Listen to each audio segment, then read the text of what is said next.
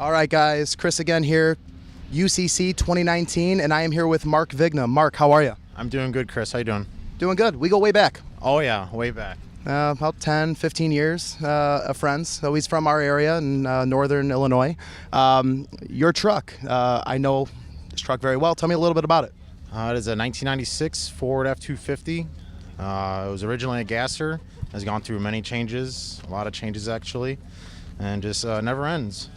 One of the things that I respect about you and the truck itself is you've done a lot of the work, all the work yourself with a couple, friends over the years. So 96 started off as a 460. I remember, right? It was a 460? It was a 5.8, 351. Yeah. And then I remember hearing about this conversion and you were going to swap a 7.3 and I'm like, this is a terrible idea. What ended up happening at that point? So at that point, I got a donor vehicle from one of my works and found out, injectors, they were way too pricey at the time for me. You weren't going to make a lot of horsepower with that 7.3. So sold the truck, that money, bought a motor, got all the conversion parts, and went to work pretty much. So what's the conversion motor at that point? At that point, it was kind of a stockish 5.9, 12-valve Cummins P-pump. A little work here and there, injectors, mess around, Allen screw and a screwdriver and a 5-speed with a dual disc, and just had fun with it. So NV4500 behind it? Yes, NV4500. Now you had that set up for quite a few years. Yeah, probably about 4 or 5 years. Didn't do too much with the trans, kept it, and then added more horsepower to the motor, and kind of took off from there. Truck's seen single turbo, twin turbos on the 12-valve power plant, if you will. Body work over the years. The truck is absolutely beautiful. It's a showstopper anywhere it goes. Oh yeah, you try and keep them perfect, but it's real hard to keep them like that.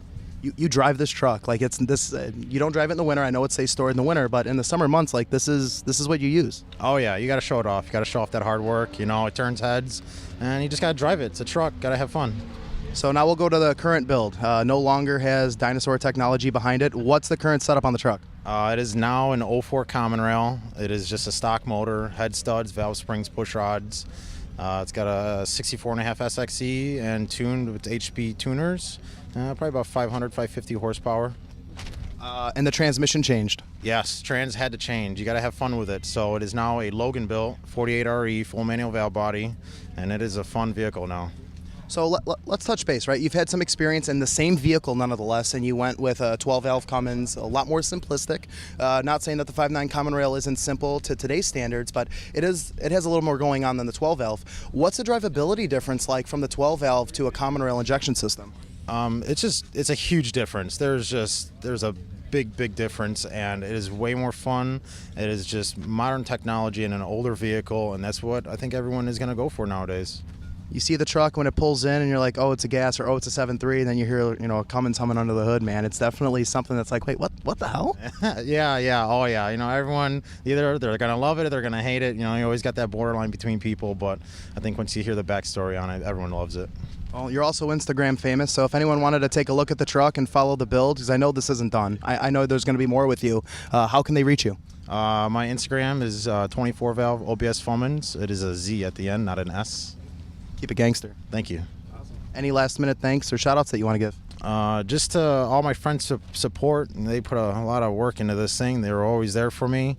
My amazing fiance now, Joanna, and my parents, obviously, for the support, too. Shout out to Joanna. You said yes. Yes, she did. Thank you. Awesome, Mark. Thank you so much. Thank you, Chris.